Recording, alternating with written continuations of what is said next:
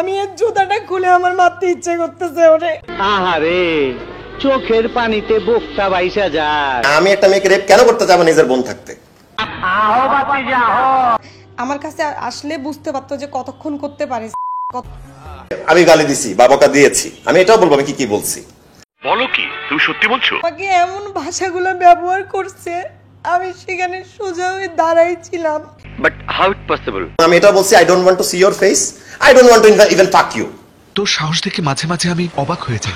ওকে আমার কাছে নিয়ে আসতা 40 মিনিট, আমি ওকে আগে আমি 40 মিনিট সুটিয়ে লাল করে দেবো, নোংরামি বার করে দেবো।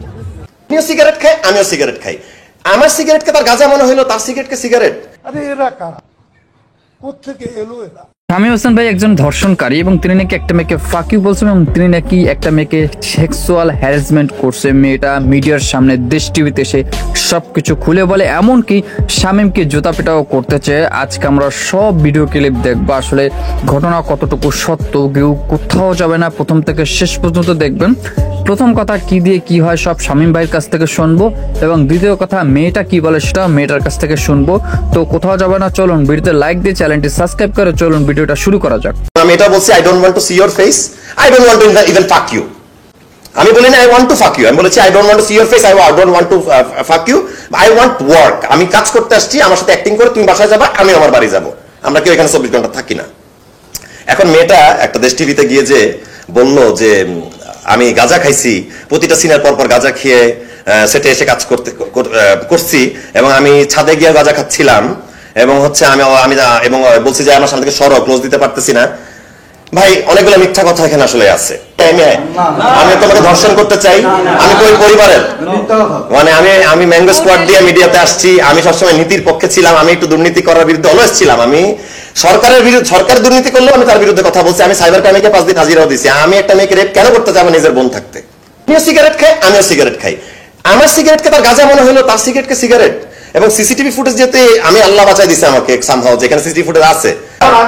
আপনার চরিত্র খারাপ, আপনি ডিসঅনেস্ট, আপনি এখানে ফাইজলামি করতে আসছেন, আমি করতে আসি নাই, তাই আপনার কাছে আমি খারাপ। শামীম হাসান সরকার তারপর বলছে যে আগে আমার কাছে মানে প্রকাশ্যে ধর্ষণের হুমকি যেটাকে বলে, মানে প্রকাশ্যে যে একটা মেয়েকে যে হ্যারাসমেন্ট করা, সেই ভাষাগুলো সে একটার পর একটা টানা ইউজ করছে। সেখানে ডিরেক্টর শহীদুল নবী ছিল, তারপর আরও যারা আর্টিস্ট ছিল, লাইট ক্যামেরা, প্রত্যেকটা মানুষের সামনে সে আমাকে এই কথাগুলো ইউজ করছে। প্রত্যেকটা মানুষ সেখানে চুপ ছিল। তারপর উনি বলল যে আমি এরকম 2-3 হাজার টাকার 70-80টা লাগাই এসে 2 সপ্তাহ হলো বিয়ে করলাম। উনি এইভাবে ভাষাগুলো বলতেছে আমার সাথে, আর শুধু আমার সাথে না, প্রত্যেকটা মানুষের সাথে এভাবে ব্যবহার করে। আরেকটা কথা, আমি ছাদের উপরে গেছিলাম, কথা বলতেছিলাম ফোনে, উনি সম্ভবত গাঁজা খাচ্ছিল। ওনার এটাতে ডিস্টার্ব হচ্ছে, স্বাভাবিক, আমি সামনে থাকলে তো উনি গাঁজা খেতে পারবে না। উনি তো একটা সিন শেষ হওয়ার পর এক টান গাঁজা দিবে, এরপরে সিন করবে, এরপর আরেকটা গাঁজা খাবে, এরপর আরেকটা সিন করবে। তখন তার ফামলিং হতে পারে, তার ভুল হতে পারে। ভাইয়া বড় বড় আর্টিস্টদেরও ভুল হয়। আমি তো আজকে 3 বছর ধরে কাজ করতেছি, যদিও আমার ওরকম ফেস ভ্যালু নেই বা হচ্ছে আমি পরিচিত, কিন্তু আমি তো দিন শেষে মানুষ, আমি তো একজন নারী, তাই না? আপনারা তো শামীম হোসেন ভাইয়ের কথা শুনলেন, ওই মেয়েটার কথা শুনলেন, দুজনের কথা শুনে কার কথা সত্য মনে হয় আপনাদের মনে হতে পারে অবশ্যই কমেন্টে জানান। এবং সবচেয়ে বড় একটা কথা, একটা সিনিয়র অভিনেতা যত যাই করুক, এর কাছ থেকে কখনোই এরকম কিছু আশা করা যায় না। একটা মেয়েটা যে মিথ্যা কথা বলছে তার কথায় বোঝা যাচ্ছে। শামীম হোসেন ভাই যে এতগুলো লোক নিয়ে একটা কনফারেন্স মিটিং করলো, এখানে কিন্তু সবাই কিন্তু তার পক্ষ নিয়ে কথা বলেনি এমনটা না, তারা কিন্তু যেটা সত্য কথা সেটা এখানে তুলে ধরছে। এই মেয়েটা কিন্তু অনেক কথাই মিথ্যা বলছে, বোঝাই যাচ্ছে তার কথা বা তার কথা কাটে কাটিতে বোঝাই যাচ্ছে। হ্যাঁ, সব যে একেবারে মিথ্যা বলছে তা না, কিছুটা হলো সত্যতা আছে, কিন্তু কতটা সত্য তার কিছুটাও কিন্তু শামীম ভাই বলছে, এবং সেটার বাকি অংশ কিন্তু সেই মেয়েটাও বলছে।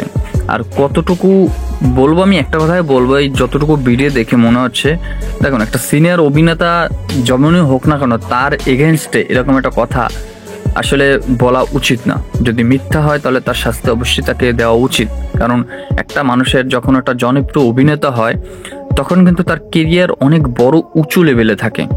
যে কোনো সময় কিন্তু এরকম একটা দাগ বা এরকম একটা কষ্টদায়ক কথা তার বড় একটা আঘাত আনতে পারে।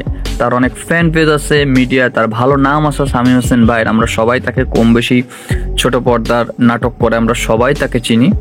তো আমি আর কথা বাড়াবো না, কষ্ট লাগলো দেখে ভিডিওটা। আপনাদের যদি ভালো লাগলে অবশ্যই চ্যানেলটি সাবস্ক্রাইব করে দেবেন। দেখা হবে নেক্সট কোনো ভিডিও নিয়ে। ততক্ষণ ভালো থাকুন, সুস্থ থাকুন, বাই বাই, টাটা।